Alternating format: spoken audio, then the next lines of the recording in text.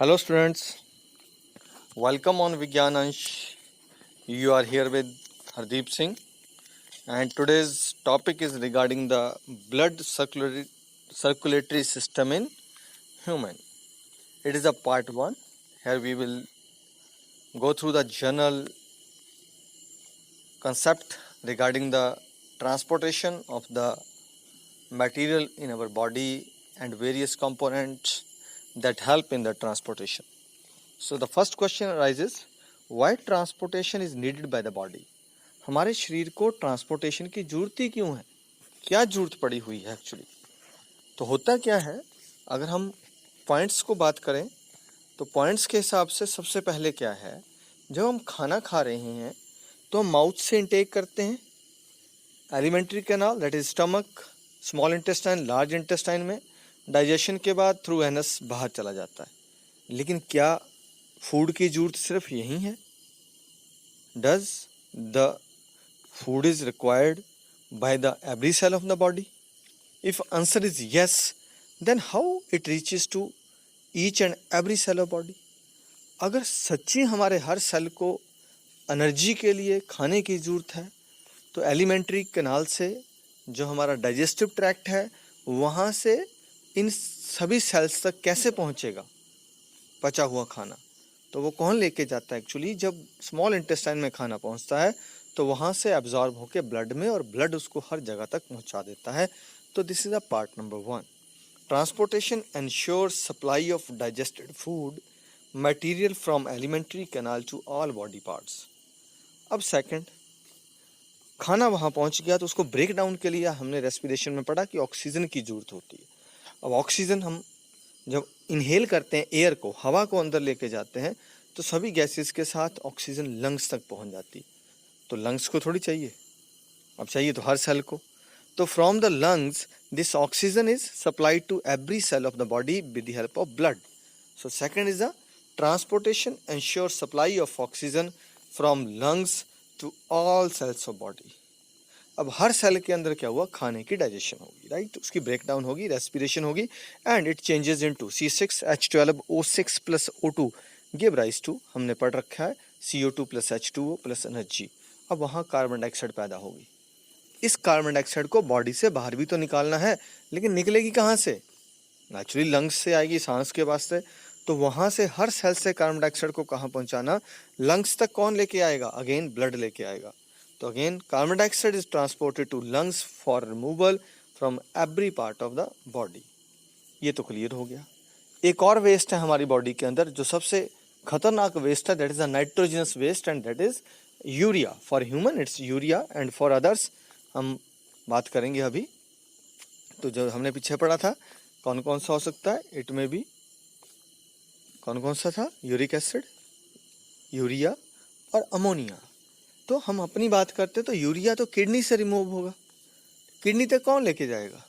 Again वही, हर cell से जब प्रोटीन की ब्रेकडाउन के बाद that changes to protein changes to amino acid, then ammonia, then urea, and that urea is carried to the particular excretory organ, that's our kidney.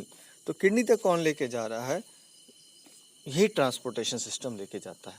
तो इन चारों चीज़ों के लिए transportation necessary in the human body.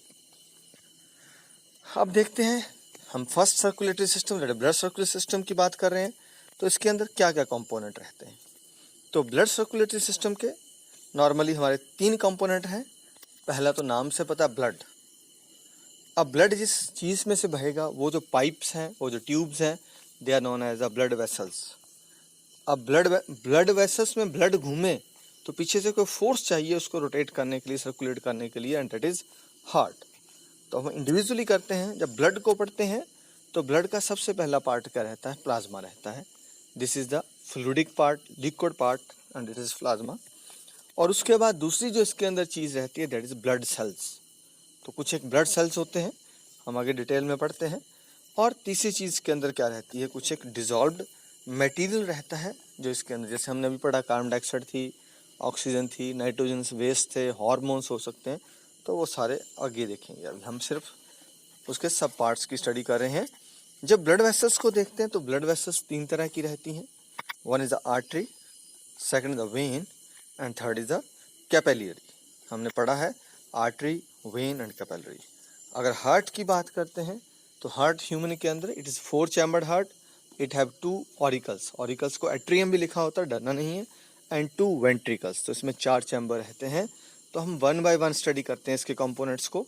तो आज के video में अगला कंपोनेंट जो चलेगा हमसे ब्लड पे कॉन्सेंट्रेट करते हैं।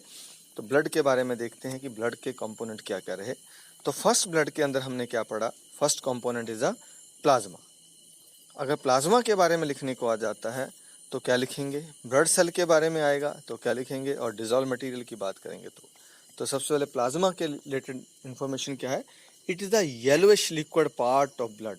अगर हम प्लाज्मा को सेपरेट करते हैं तो रेड नहीं रहता है, तो ये किस कलर का होता है, येलोइश होता है। एक्चुअली रेड कलर तो आरबीसी के कारण है। तो yellowish liquid part of blood है। It makes up to 50% of blood volume in the human body. अगर हम सारे अपने बॉडी के ब्लड की बात करते हैं तो लगभग उसका 55% क्या रहता है, that is plasma. And 95% of volume of plasma is water. जितना प्लाज्मा है, प्लाज्मा तो 55% है, अब उस प्लाज्मा में भी सबसे ज़्यादा क्या है, पानी रहता है। तो 95% इसके अंदर वाटर होता है। ये it carry carbon dioxide from all cells to lungs.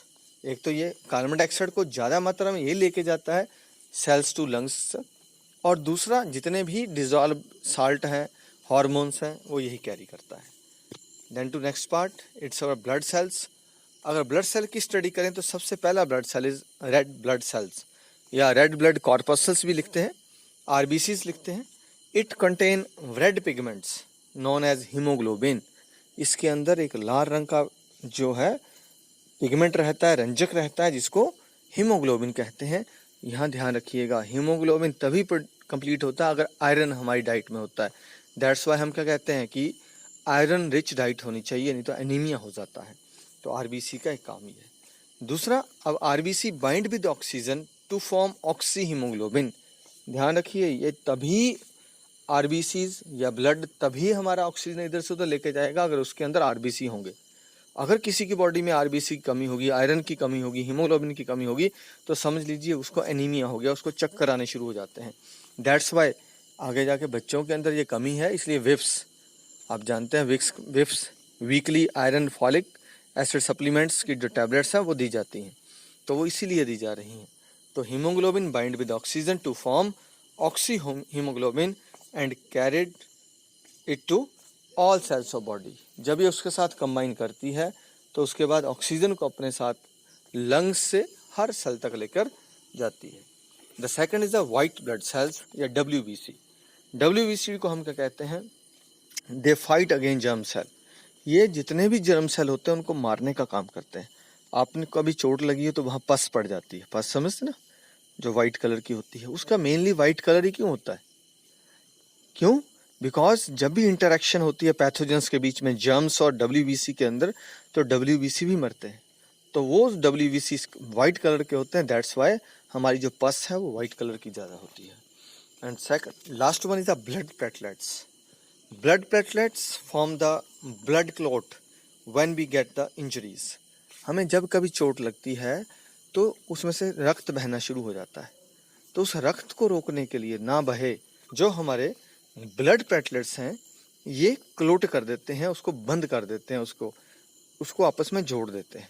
हाँ, अगर चोट बहुत ज़्यादा बड़ी हो तो बड़ा मुश्किल है। जैसे फॉर एग्जांपल आपको मैं समझाता हूँ कब आसान है। मान लीजिए थोड़ा थोड़ा पानी लीक कर रहा है, कहीं से आपने एक नाली बनाई हुई है, तो आप क्या करते हैं, उसके पास मिट्टी रख देते हैं, राइट। थोड़ी सी मिट्टी रखेंगे, उस नाली से पानी बहना बंद हो जाएगा, आसान है।